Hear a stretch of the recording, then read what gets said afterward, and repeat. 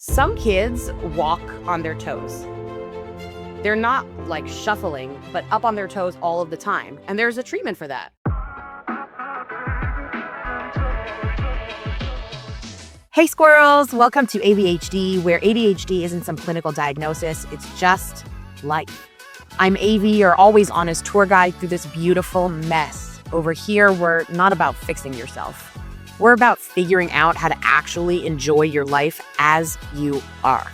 So grab a snack and let's go. Some kids walk on their toes.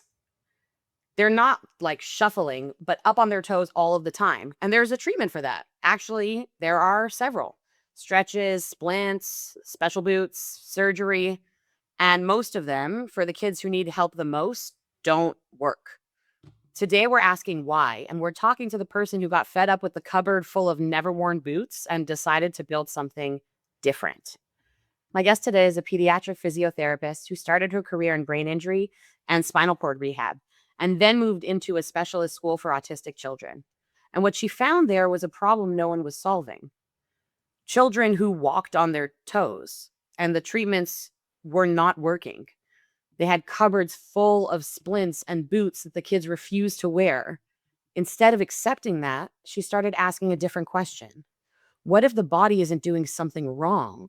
What if it's trying to solve a sensory problem?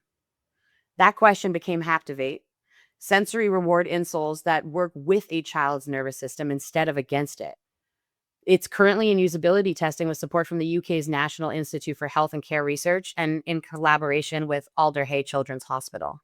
Nicki Allen, I'm so glad you're here. Thank you for being here. Thank you very much. What a brilliant introduction.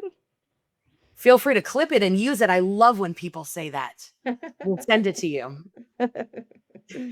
Oh, very good. So when you moved from brain injury rehab into that specialist school, Yeah. what did you actually see there? Walk us through what you were finding. I had never really encountered tiptoe walking children before. So we were finding children tiptoe walking barefoot around the school because they weren't tolerating the splints, like you said, or the special boots. And we would try to do our normal physiotherapy treatment, which were the stretches. But a lot of the children were nonverbal, so they couldn't understand what it is we were asking them to do. We would then physically try to do the stretches to the children. Number one, they didn't know what it was that we were doing. Number two, they couldn't stand the sensation of it either. So they would just run off. Coming from spinal cord and brain injury, we have communication issues, we have cognitive issues, we have sensory issues, and we adapt what we do to treatment. But here it was a case of, well, we'll give the parents a sheet of exercises, knowing full well that they couldn't actually do them and that they had lots to do at home already. Um, and then when that failed, the next level of treatment, like you said, was the special boots or the splints, neither of which were really tolerated by the children. So then my job became watching the children get worse to the point they can no longer place their heel on the floor, and then referring them for surgery. And in the UK, the cost of that surgery exceeds £26 million a year for, for the autistic tiptoe walking children. So I felt like there was something that we had to do. We had to do something about this, really. That's so interesting. What does that specific surgery aim to correct? Obviously the tiptoe walking, but what's the mechanism? It doesn't aim to correct the tiptoe walking, and that's the issue. It just lengthens the tendon so that the heel can go back to the floor. It doesn't actually deal with the behavior behind the toe walking. So that surgery is typically repeated every 10 years. So I know.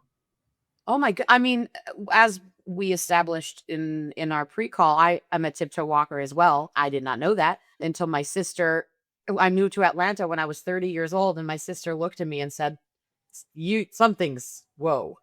Like something is you walk crazy. She taught me how to walk again, but also we did the physiotherapy treatments that allowed me to do that.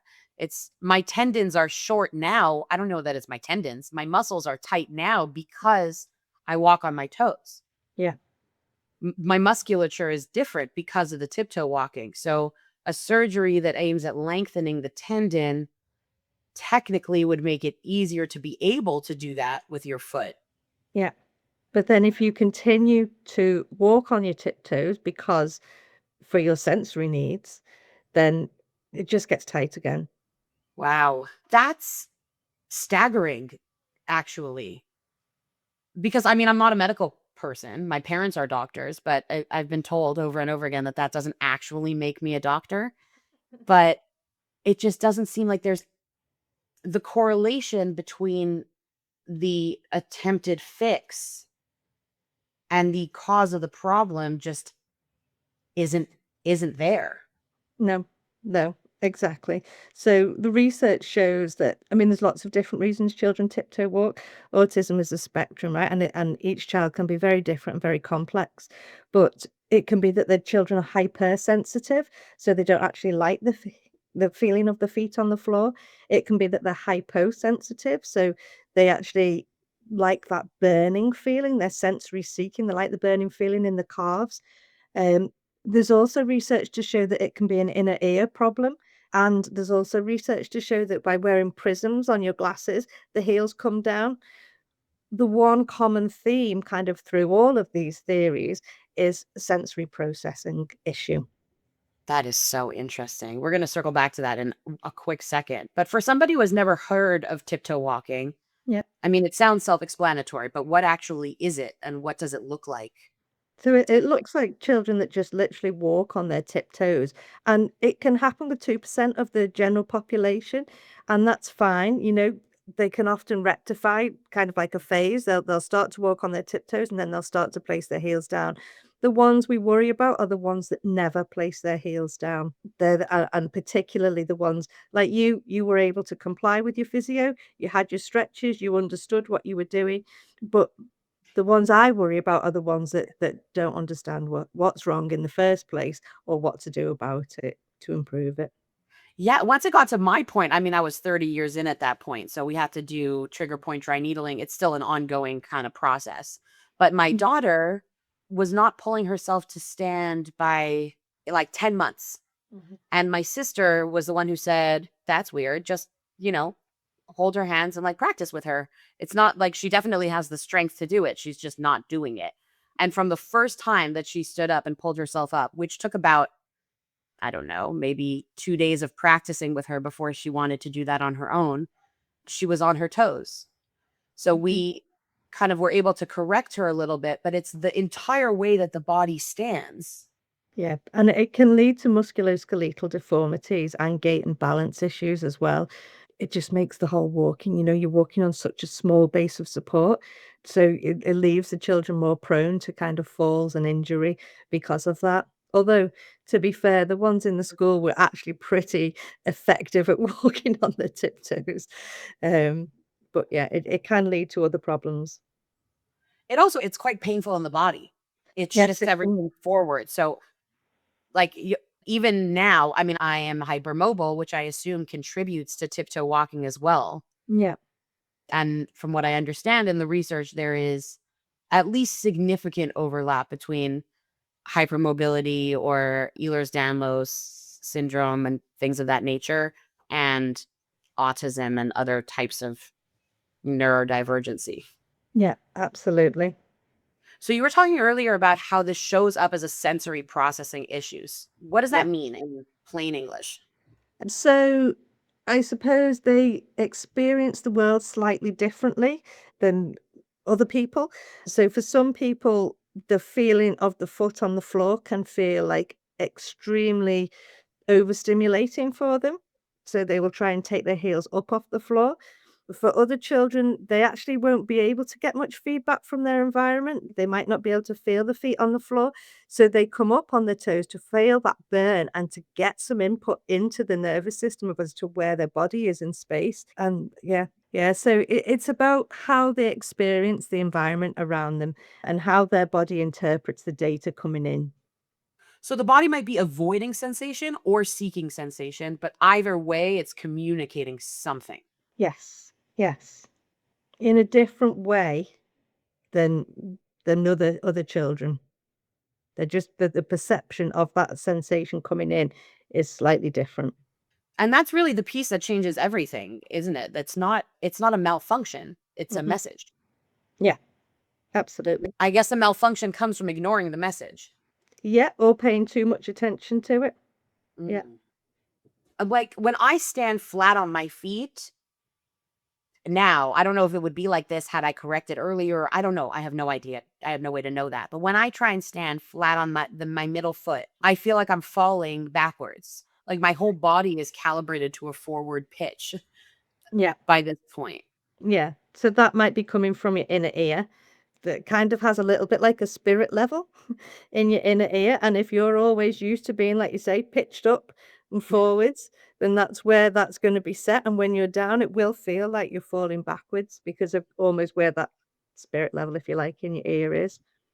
It's also interesting because when you think about autism and sensory seeking in autism, there's a lot of rocking, and it's part of, I think, one of the things rather that makes general society uncomfortable with sensory seekers is that it looks a little strange or seems a little strange, but they're just calibrating to their feet. They're just trying to regulate their nervous system, really. And you will often find that maybe the toe walking will become worse if the child's agitated or anxious and needs to regulate that behavior. So that's the problem. And we know you know a lot about what doesn't work. Yeah. Would you say that other medical professionals who you collaborate with are see things the way that you do? So, yeah, I think so. I think everybody is very I've just had a few days at Alder Children's Hospital. They've got a patient open access innovation zone called Poise, and we were able to sit down with clinicians, kind of orthopedic, occupational therapists, physiotherapists, orthotists, and have like an hour session with each one on an individual basis. And they all acknowledge that it's very difficult to treat these children, particularly there's no one size fits all of them, and I don't think, that's very difficult to achieve.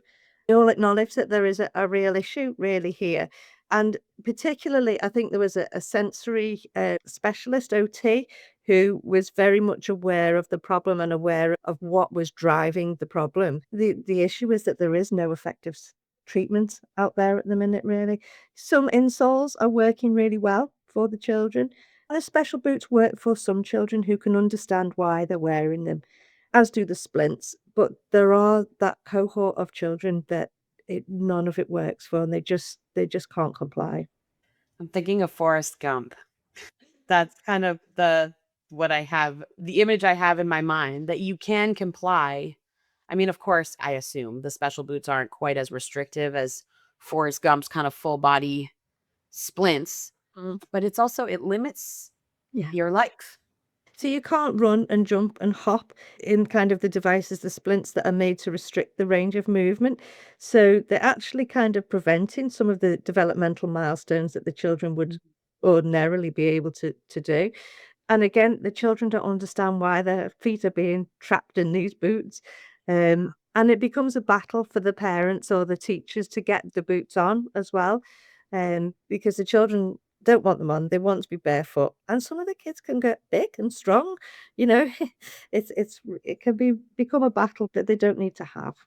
So what was that moment that changed everything for you, Born? So I was in the classroom basically moaning one day that this is rubbish. I am watching these children get worse. I'm from a rehab background. I can't rehab these children. And one of the TAs turned around and said, "Wouldn't it be great if, in the same way shoes lit up, they vibrated?"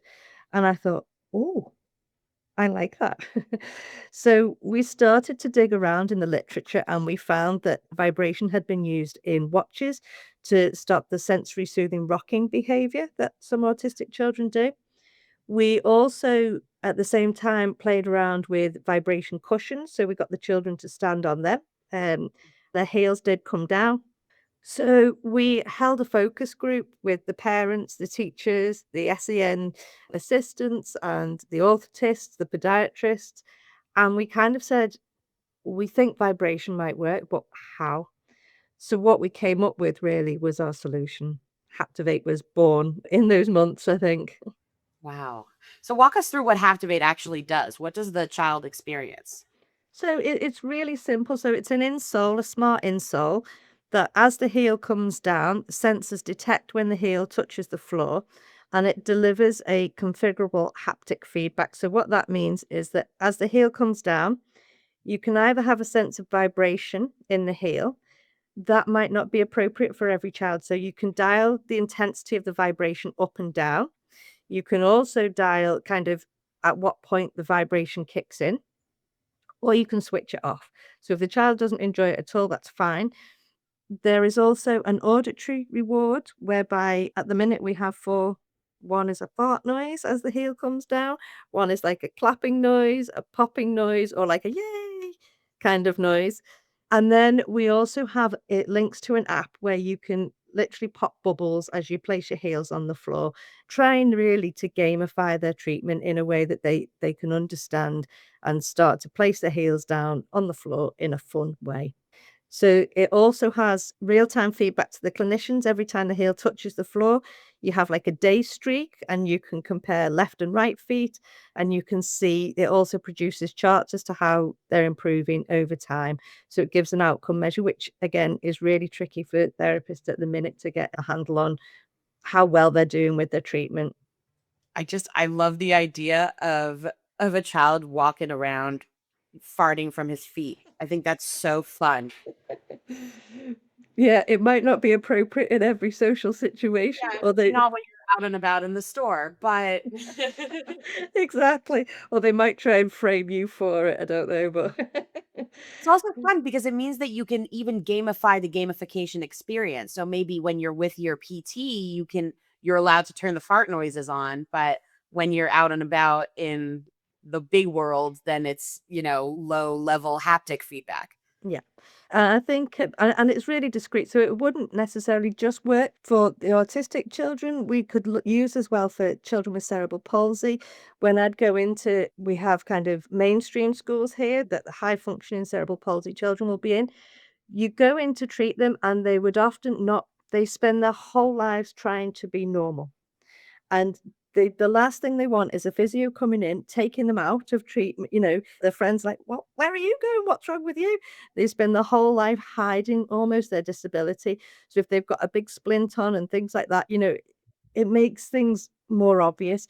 Whereas if we've got something really discreet in their normal shoe that they can just play with under the table, get that little vibration, then hopefully they will also find it easier to comply and a little bit more discreet for them. I'm wondering, is there any point at which the sensory feedback becomes too much? Like the child becomes such a proficient, I guess, heel walker that you need to kind of dial back the sensory reward?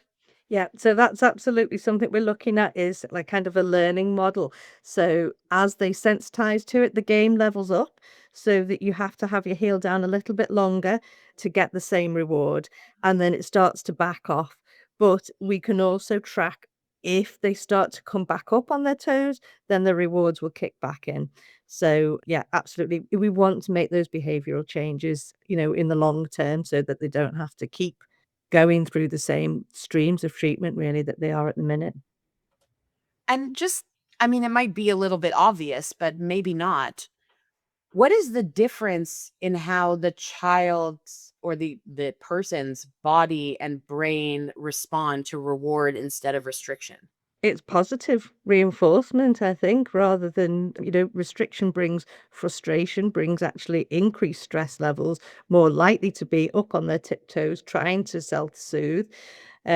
Whereas if it's a fun game, then they can start to modulate their behavior and bring those heels down. Yeah. I wonder, this is a tiny bit off topic, but there's so much literature, there's so much research about the power of reward over restriction. And yet, so often we will default to a restrictive path. Do you have any thoughts on or opinions on that? I think the same really, that if something feels good to the body and is enjoyable, you are in a much better condition kind of physiologically to learn and to adapt. Whereas if you are frustrated and restricted and feeling stressed, then it's much harder for your body to learn and lay down that new information. I think just generally, really, life flows better when you're happy. Yeah.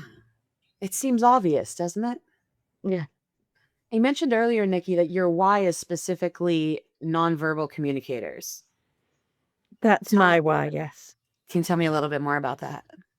I think just because the traditional forms of therapy can be successful with the verbal children who can understand what it is that you're doing. Although we have had from the youth forum, we have had feedback that they just feel like they're constantly being nagged, put your heels down, whereas if it's more fun, then they might be able to comply. But my why are for the non-verbal ones. I just feel that they are underserved, really, in the medical world. They are kind of almost deemed hard to treat and therefore they're not treated effectively. I think people want to help them, but there's nothing there to help them yet. So we'd just like to see if we can change that, really. Yeah, as humans, we've relied so much on verbal communication that we genuinely perceive nonverbal communicators as non-communicators, Mhm. which is a little outrageous. Yeah. Because so much of communication is nonverbal. It's something like 80, 90%, isn't it? That actually is nonverbal. It's just learning to adapt and communicate with them, which is what our device is, really. It's a communication device to enable them to, understand exactly what it is that we need them to do. So, what does success with Haptivate look like for a child who can't tell you what they're feeling? It would look like their heels coming down, Mhm. them enjoying their treatment, it not being a battle, them accepting having the therapy. And even if it's something that they wear half an hour a day, like they would normally do the stretches for that time, Mhm. that they are, not falling over, that they're starting to, you know, keep the range of movement that they have, that their balance improves, and that they ultimately avoid the surgery.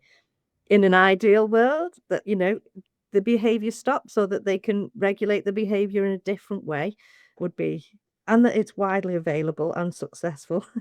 They would be my goals. I am very curious to see what this would do for me as an adult who is a very verbal communicator. Yeah. But I know that my walk is not correct. Like it's not calibrated correctly. Mhm. And I'm curious to see if in the same way like I would go to the gym or go for a stroll, so I'm going to go for a walk intentionally working on my gait Yeah. with haptic feedback. I mean, I could see tremendous potential just for me as a user. Yeah. That's what the clinicians were doing last week. I brought in a tiny insole for a little, like the smallest one we have, and they put it in the shoe and they were walking round, getting the haptic feedback. It's quite subtle, the vibration, we don't want them to So be nice. overstimulated, the kids. It is quite subtle, but it is effective when it's there. That is so cool. So you had the NIHR grant and now Alder Hay and usability testing. Yeah. Where did this go from here?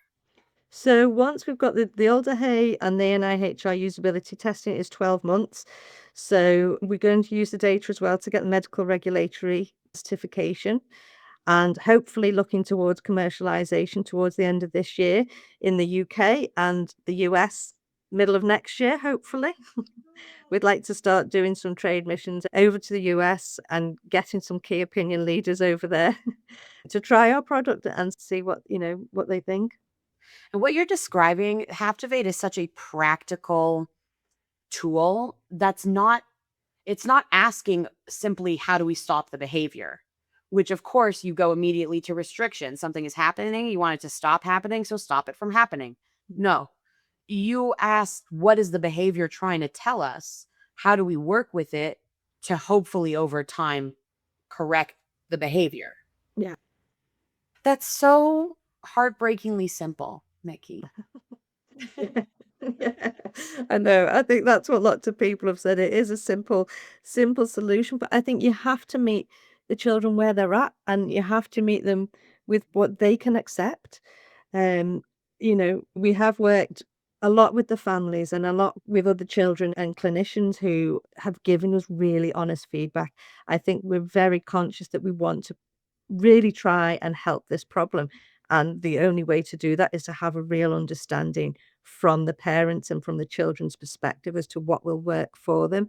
There's no point me developing something that I think is cool and, will work if it actually doesn't work in the real world. So it's really important to us that we get this right and that we have as much feedback from the children and their families as we can. Before I let you go, Nicki, where can people find you? Where can they follow the work? Where can they sign up to be on the consumer list for next year? So www.haptivate.com. Perfect. And that'll be in the show notes for y'all as well. Thank you very much. So, squirrels, here's what I want you to take from today. It might seem like a very specialty episode, but the concept of a system that overlooks someone who can't communicate in the same way is exactly what we talk about here all of the time. And we as a society have been treating these children as if their bodies are making a mistake. And what Nicki showed us is that the body is almost never making a mistake. It is solving a problem with the information that it has in the only way it knows how, in the best way it can with what it has at the time. And treatments that don't work are the ones that try and stop the behavior. Take the concept, take the metaphor. The ones that might actually help are the ones that listen to the behavior. That is not just true for tiptoe walking. That is true for every single one of us. You are not broken. The system is. Let's build a better one. Bye, squirrels. See you next time.